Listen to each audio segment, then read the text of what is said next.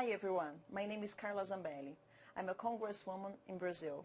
I would like to talk to you about the movie The Edge of Democracy. In 1942, Orson Welles, the American filmmaker who made the classic Citizen Kane, came to Brazil to make a film that would be called It's All True. It was the time of United States good neighbor policy with Latin America. The film was supposed to have episodes about the carnival in Rio de Janeiro and the fishermen in Brazilian Northwest. It remained unfinished, though, due to disagreements between the director and the studio that had ordered the film.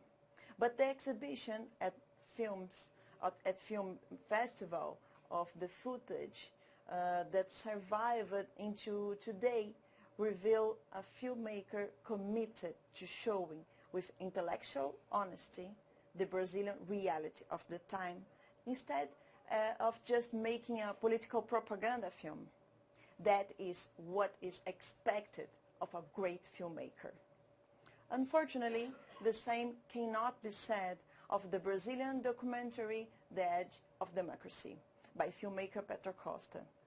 What voters at the Academy of Cinema in Los Angeles may not know yet is that this documentary that now competes for the Oscars creates a fictional story about the political and economic crisis that led to the impeachment process of Dilma Rousseff in 2016.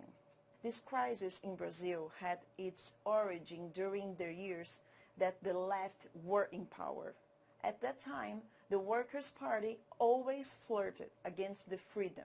For example, to establish a kind of social control over the media. It was during this period as well that Brazilian democracy lost some credibility due to the biggest corruption scandal in national history, revealed and dismantled by Operation Car Wash, which changed the direction of Brazilian politics.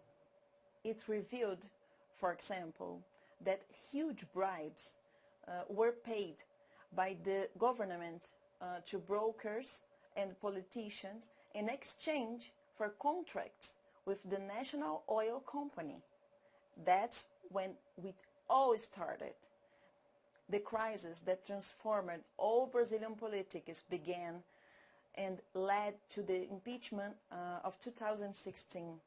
Gained political legitimacy thanks to the genuinely popular movements. Millions of Brazilians took to the streets to protest against political corruption and economic disaster. But Petra Costa seems to prefer the biased version created by the Workers' Party. The same party, in fact, which since the beginning of the shooting had actively supported her documentary. During the impeachment process, filming was conducted with prior knowledge of the outcome of the impeachment and the imprisonment of the ex-president Lula. And that's not all.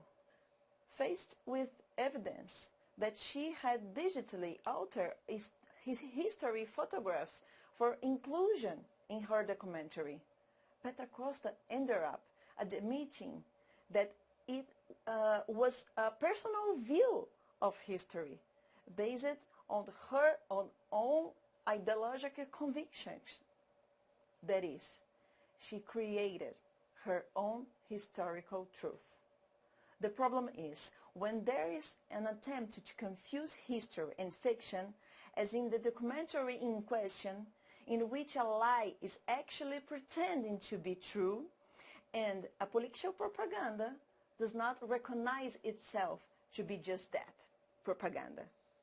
Brazilians do dream of one day seeing a national production winning the Oscar, but not at the expense of falsifying the truth.